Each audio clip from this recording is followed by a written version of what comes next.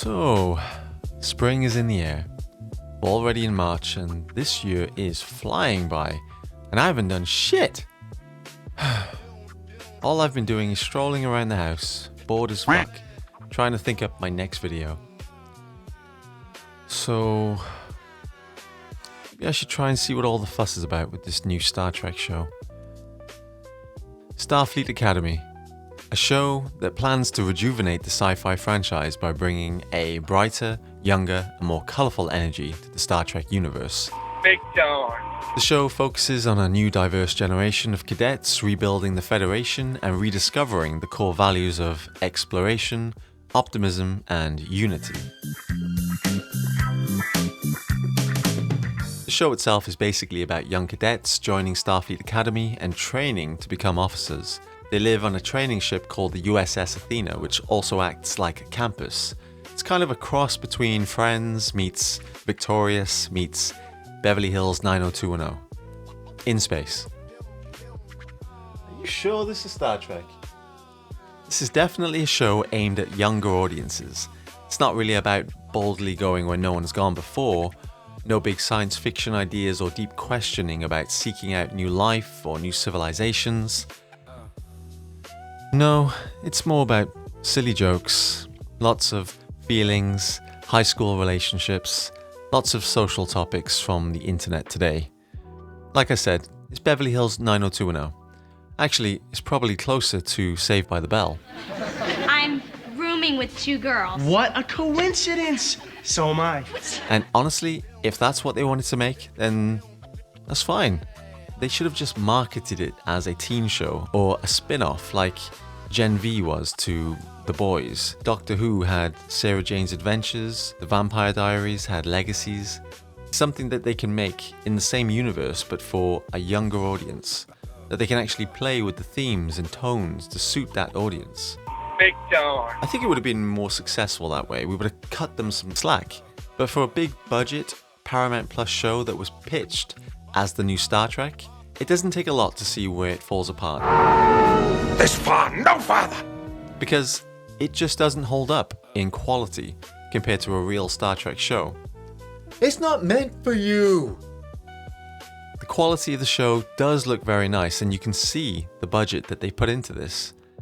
But similar to new special effects movies, it's got this level of CGI shade and that green screen effect that doesn't feel real.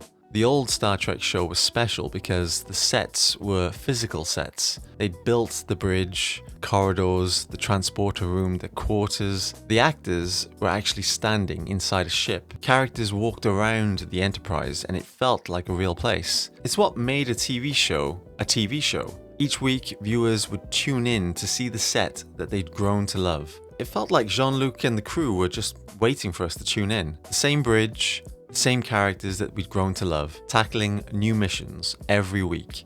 It had that feeling that Jean-Luc and the crew would be waiting for us each week to tune in. Every Trekkie could feel and wish and wonder what it would be like to be on the Enterprise and be part of the crew. What was that? There's something about this show that is hard to get comfortable with. The ship doesn't feel like you can relax and be comfortable living there.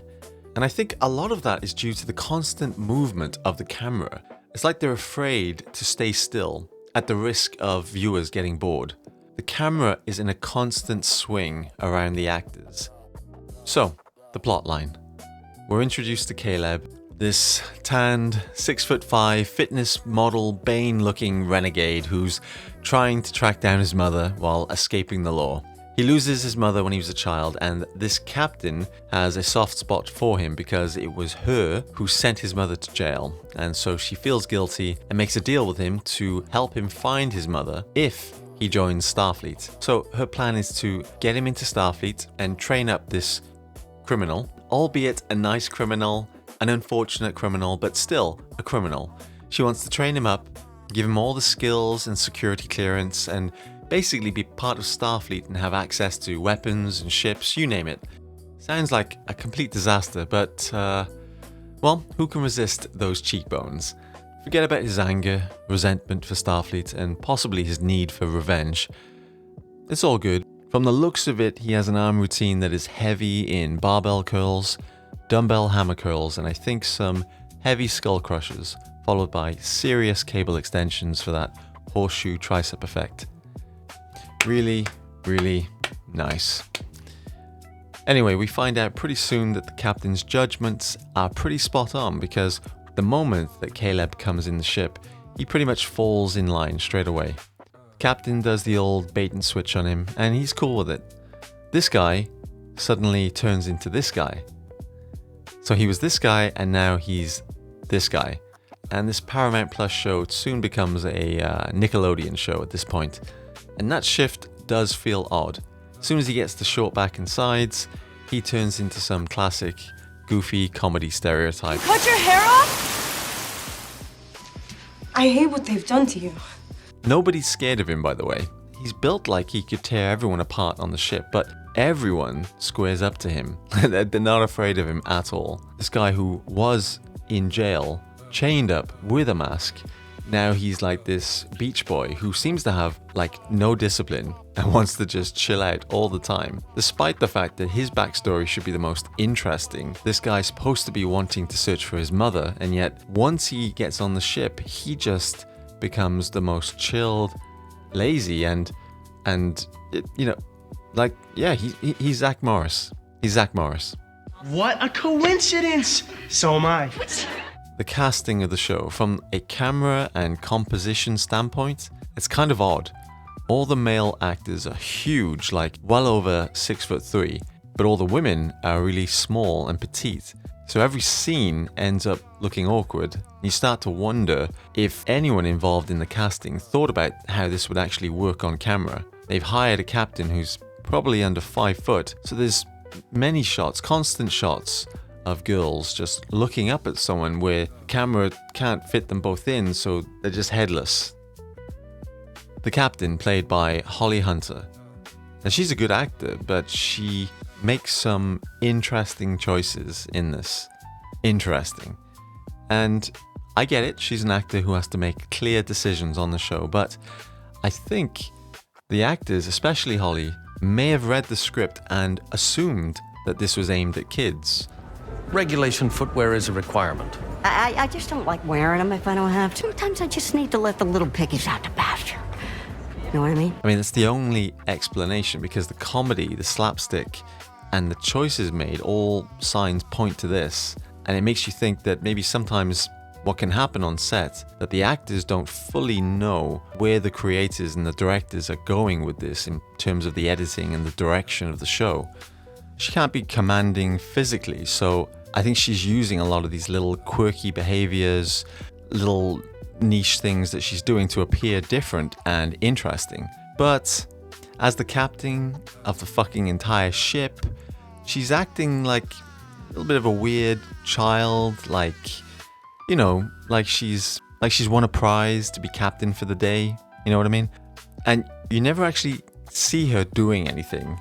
And sometimes it actually looks like she doesn't know what all those buttons do. See, a great female captain that I think most fans will agree was Janeway from Voyager, because she had that presence.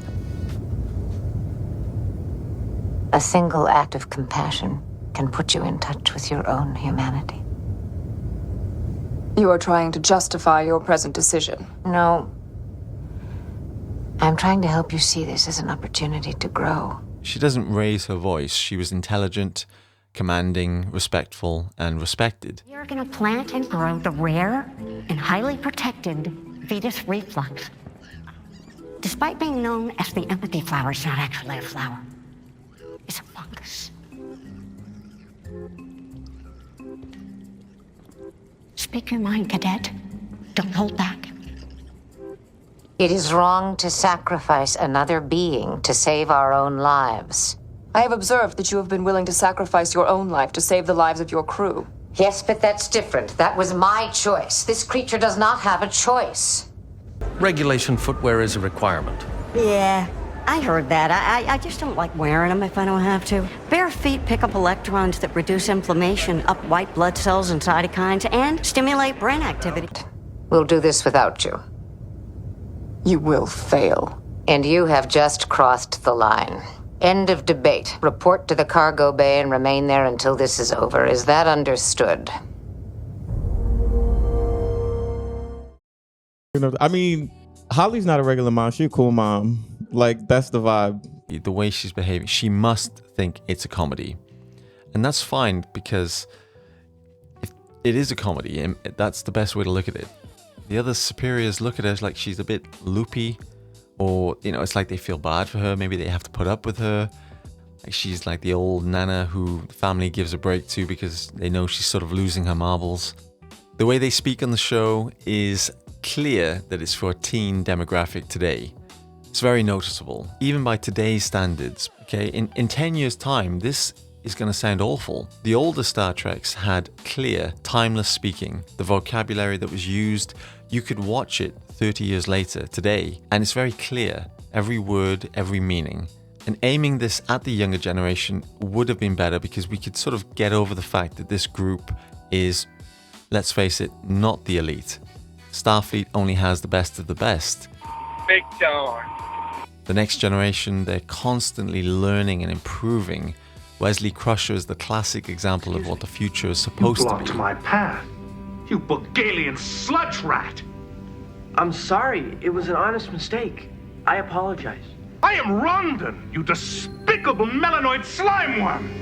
Liar! Who do you think you're bullying? You bumped into me. It was your mistake. You were at fault. Do you want this to become violent? Big John. A gifted society where work and learning and trying to achieve and grow, that's the goal. See, Wesley Crusher, who's known to be the gifted cadet, he even fails the first time to get into the academy. When you test next year, and you will test next year, do you think your performance will improve? Yes. Good. Picard fails the first time to get into the academy.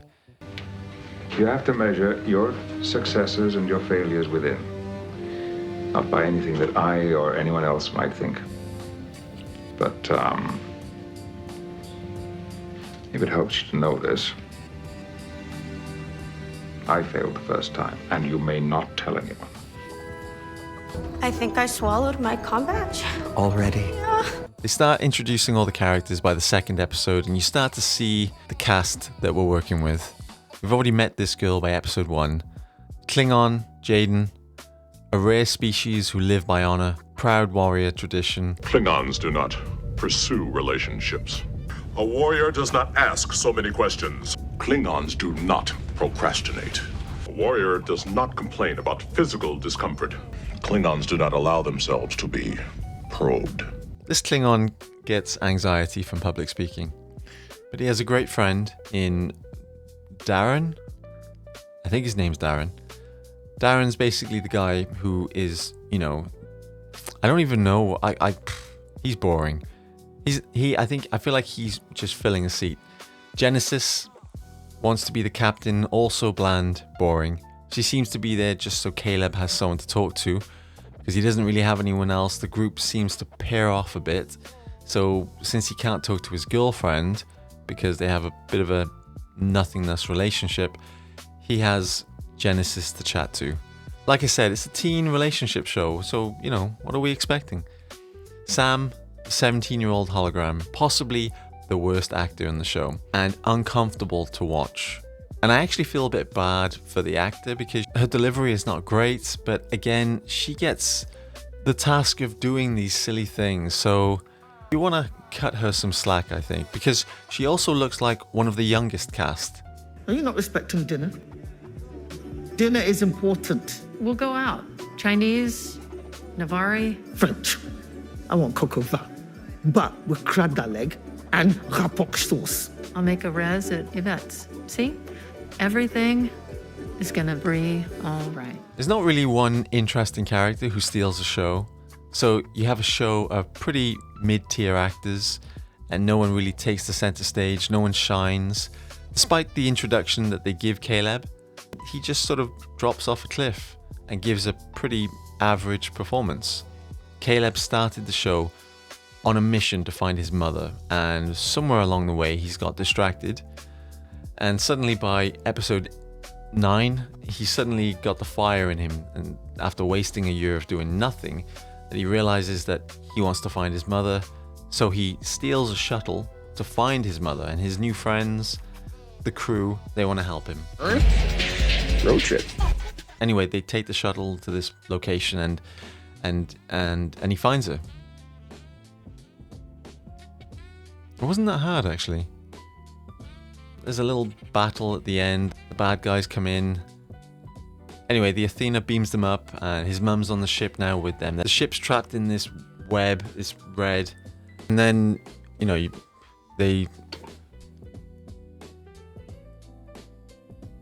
I lost interest. Crazy! I think a lot of people watching this could make a better TV show. Much better. And the fact is now we're already seeing a lot of creative people now using platforms like YouTube for fan films and frankly being more creative and more inspiring than Hollywood. And maybe this is what we need. Maybe the future should go in the direction where real creative people have a platform to show their work. Since you can make things now on a low budget and with the help of AI can almost match these Hollywood shows. People are worried about AI taking over Hollywood. Well, if this is what Hollywood is producing, maybe this is a good thing. Anyway, I'll skip the finale and I'll just watch a YouTube video on it instead. And it'll be more entertaining, to be honest. And this is the world we live in now. So, Riker, good luck with the finale. That's it. Bye, guys.